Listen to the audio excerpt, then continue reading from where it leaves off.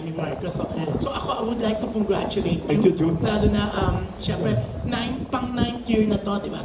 Pang 10th. 10th. Kasi 2015 ka nagsimula. Ay, 9th year na. Ano ba talaga? Oo nga.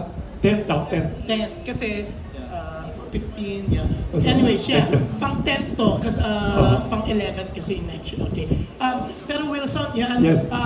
Ang bongga, no? World Thank Pandesal Day, talagang, sa iba kasi World Bread Day, di ba? Yes, ikaw yung gumawa neto Pandesal Day, World Pandesal Day. Yes, kasi even abroad, no? Yung mga kababayan natin, even in the United States, Europe, talagang isa sa ibinibenta nila ang iba't ibang klaseng pandesal, di ba? Lately nga nauso yung ube pandesal. What's inspired you na gawin tong World Pandesal Day? Kasi ikaw din, etong Kamuning Bakery nga, talaga naman dinudumog ng media, iba't ibang media because of the Pandesal Forum na ikaw din nagsimula, di ba? So, what made you decide na gumawa ng World Pandesal Day? Kasi alam mo, ang pandesal talaga, sobrang sikat, di ba? Lalo na nung 70s, even in the movies, in 1976, there was a big blockbuster movie na pinagbidahan ni Nino Mulak under Regal Films, ang Peter Pandesal. Are you aware of that? Yeah. Hindi ko pa naabutan yata. Ano pa lang ganyan? Galing. Yeah. Kasi, alam mo, John, kasi nakita ko sa ibang bansa, proud sila sa tinapay nila. Like France, sobra silang proud sa baguette nila. Sobra silang proud sa baguette nila at saka baguette bakers nila. May pinaregister pa nila sa UNESCO yata na cultural something, pizza, yung mga pagkain, proud sila. Tapos nakita ko, Senator Ping, nung nabili ko to from the original owners, 1939 pa to, ayaw na nila kasi mahirap daw ang negosyo ng panaderia, marami ng pabrika ng mga tinapay. Nakita ko yung mga bakers natin na Pilipino, hindi pala matatalo sa European, Japanese, French, and Korean bakers. Tapos, research ko din, akala ko din noon, katulad ni Senator Ping, Senator Amy, akala ko Spain galing ang pandesal. Research ko, tayo wala sa Pilipinas may pandesal. Wala sa Spain, wala sa Mexico, wala sa South America. So, naisip ko, i-promote natin, pagmalaki natin ang kultura ng baking sa Pilipinas. Saka kawawa yung mga panadero sa Pilipinas, sa buong mundo. At tulog pa tayong lahat, nagigising na sila, gumagawa na sila ng tinapay bago pa tayo magising. So we want to honor bread and also promote yung sarili natin na pandesal. Saka yung hunger, overcome hunger. May tanong ako, John, baka pwede natin tanongin silang dalawa. Kung gawing pelikula, yung buhay ni Senator Amy naging pelikula na. Pero hindi biopic yan, parang it's a family story. Tapos si Senator Ping, naging storya din. Ang daming Pink Clocks. Naging may Super Cup, may iba-iba, di ba? Oo. May Robin Padilla noon, tapos si Senator Amy din, di ba? Actually, bata pa si Senator Amy. Kasama na siya doon sa buhay ng parents niya, di ba? Na ginampanan nila. Gloria Romero. Oo, di ba? Ang bongga ng movie niyo, pinag-upload ng tadhana ba? Tama ba?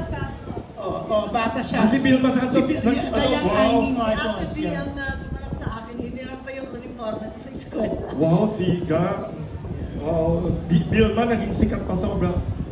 Ano daw ang tanong ni June kanina sa umaga? Ano daw suggestion ninyong dalawa, Senator Amy, Senator Ping, to revive and promote Philippine movies? Kasi in the 70s, 80s, we were one of the largest movie makers in the world. Ngayon, we are barely struggling to survive ang Filipino movies. Yes.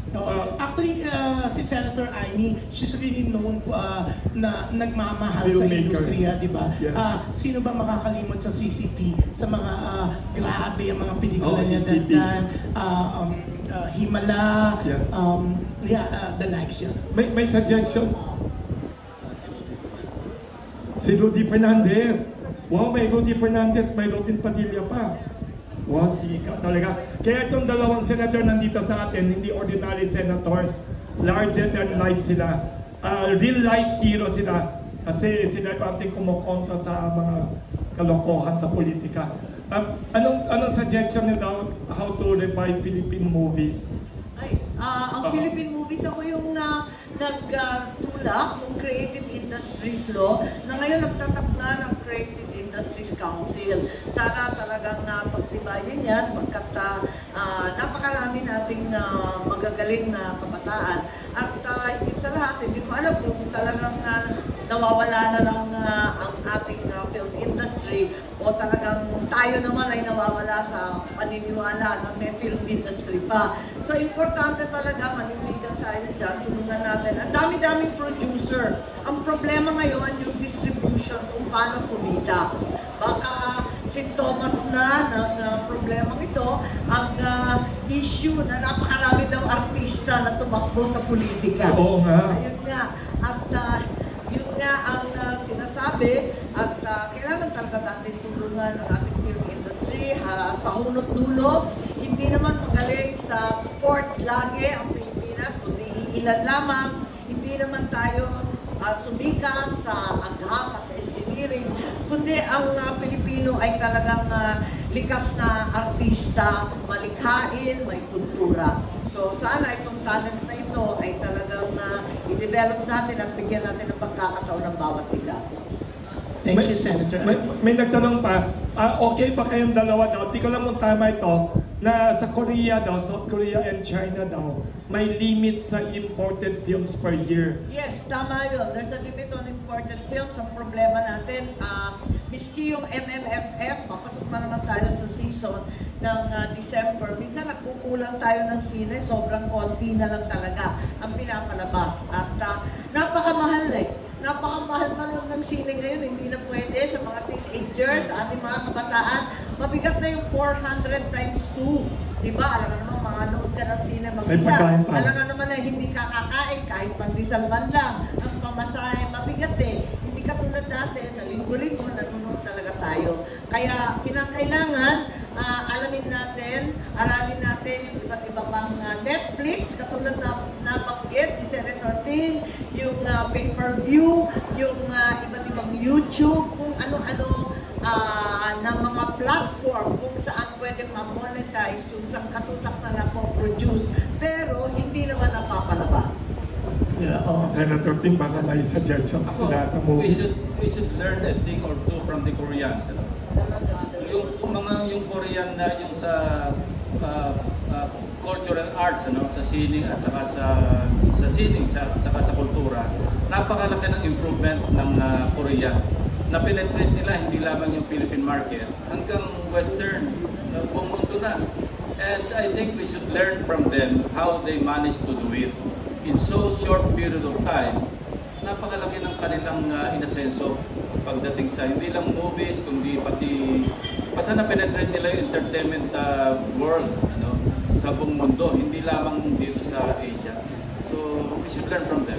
Yes, tama si Senator Ping. Dati kasi ginagawa natin yan, talagang lilimitahan yung mga sine. Pagkatapos nauna tayo sa film festival, nauna tayo kesa sa Busan, nauna din tayo kung tutuusin doon sa ECP, yung experimental cinema. Nauna tayo pero na para yun. Lahat na udlot eh. Ewan ko kung bakit naman nahinto yung suporta natin para sa sine. At ngayon, mag-uumpisa tayo muli, pero eto nga, yung Korean model, yung iba't ibang model, kung titignan natin, pati Malaysia, Singapore, Indonesia, binibigyan talaga nila ng diin at mismo yung pamahalaan ang tumutulong. Sa atin, halimbawa, yung mga camera pa lamang, camera, pelikula, lahat ng equipment, kaya mahal-mahal sa pagpasok dito sa Pilipinas. Kaya hirap talaga para mag-umpisa. Sabi nga nila, mas heavily taxed pa kesa sa sabong ang film industry. Yeah, you mentioned the taxes.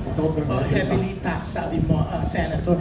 Always po, when we're talking to politicians, not only actors, actresses na nasa politics, they always say na, gusto nila isulong this, that, na maging parang sa Korea, na there are certain, bilang ng araw na pwede magpalabas ng international movies, more on Tagalog, and sinusulong nila yung tungkol sa taxes para bumaba, di ba? Para mas marami makapag-produce, mas maging maunlad. Pero parang sa Senate po ba, Senator, since nakaupo po kayo, meron po bang ganyan na sinusulong? Kasi always po kasi I narinig think the namin big na... part of it is the Creative Industries Law. Yun sa It's inyo now po. been enacted into law. The Creative Industries Council is being put together, and I think people like Kevin Kobunwe have been appointed. Sana may mas mga bagets din. At higit sa lahat, importante sana, yung pinakamalaking bahagi ng sektor na yan, maipasok. Ito na yung film. At napaka-importante niyan. Yes, Senator Ping. Medyo ligaw ako sa mga pending bills ngayon. So, voted for it. Yan. Sana after the 2025 election, sana mas matutukan pa, mas yung lalo na sa yung taxes sa mga movies na sana magkaroon ng katuparan talaga. Pero yan, thank you. And Wilson, ako talaga, I really like to congratulate you. Ang bongga-bongga on the 10th year of World Pandesal Day. Thank you very much. Lalo siyang lumalaki.